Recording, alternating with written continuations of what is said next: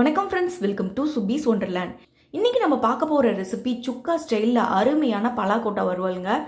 இது நான்வெஜ்ஜே தோற்று போகிற அளவுக்கு ரொம்பவே டேஸ்ட்டாக இருக்கும். கண்டிப்பாக நீங்களும் இந்த ரெசிபியை ட்ரை பண்ணி பாருங்கள் ஃப்ரெண்ட்ஸ்.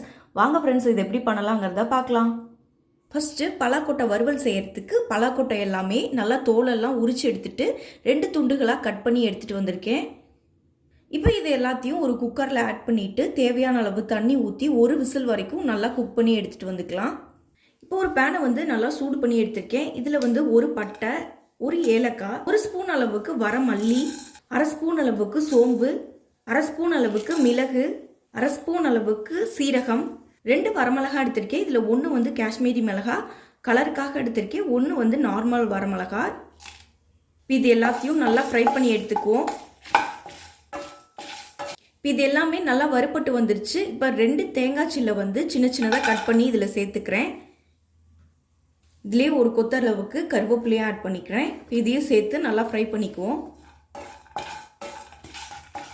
இப்போ இது எல்லாமே நல்லா வறுப்பட்டுருச்சு. இப்போ ஃப்ளேம் ஆஃப் பண்ணிக்கலாம். இப்போ இதை நல்லா ஆற வச்சுட்டு பவுடராக அரைச்சி எடுத்துகிட்டு வந்துக்குவோம். இப்போ ஒரு பேனை சூடு பண்ணியிருக்கேன். இதில் 2 டேபிள் ஸ்பூன் அளவுக்கு எண்ணெய் ஆட் பண்ணியிருக்கேன்.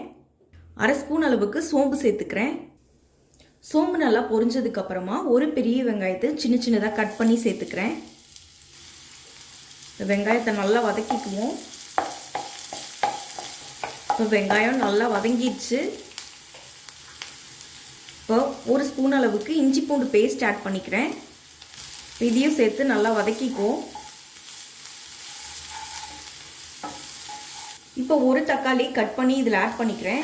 தக்காளியும் சேர்த்து நல்லா வதக்கிக்கலாம். தக்காளி நல்லா வதங்கும் போதே 1/4 ஸ்பூன் அளவுக்கு மஞ்சள் தூள் ஆட் பண்ணிக்கிறேன்.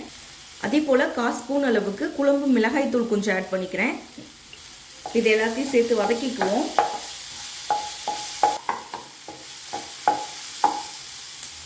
தக்காளியெல்லாம் சேர்த்து நல்லா வதங்கி வந்ததுக்கப்புறமா நம்ம வேக வச்சிருந்த பலாக்கொட்டை எல்லாத்தையும் இதில் ஆட் பண்ணிக்கிறேன். இது சேர்த்து நல்லா மிக்ஸ் பண்ணிக்கலாம். இப்போ தேவையான அளவு உப்பு சேர்த்துக்குவோம். இப்போ நம்ம வறுத்து அரைச்சி வச்சுருந்தோம் பார்த்தீங்களா, அந்த பொடி எல்லாத்தையும் இது கூட ஆட் பண்ணிக்கலாம். இதையும் சேர்த்து நல்லா மிக்ஸ் பண்ணி விட்டுக்கலாம்.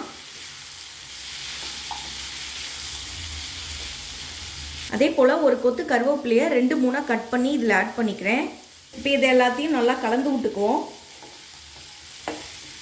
இப்போ ஒரு 3-4 நிமிஷம் வரைக்கும் இந்த எண்ணெயிலேயே நல்லா குக்காகி வரட்டும். அப்பப்போ 2 பக்கம் நல்லா திருப்பி விட்டு ஃப்ரை பண்ணி எடுத்துக்கலாம்.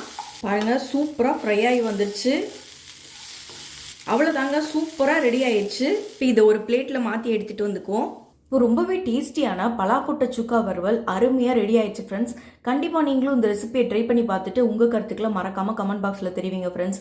மீண்டும் இன்னொரு நல்ல ரெசிபியோடு உங்களை மீட் பண்ணுறேன். அதுவரை உங்களிடமிருந்து விடைபெறுவது சுபீஸ் ஒண்டர்லேண்ட். தேங்க்யூ.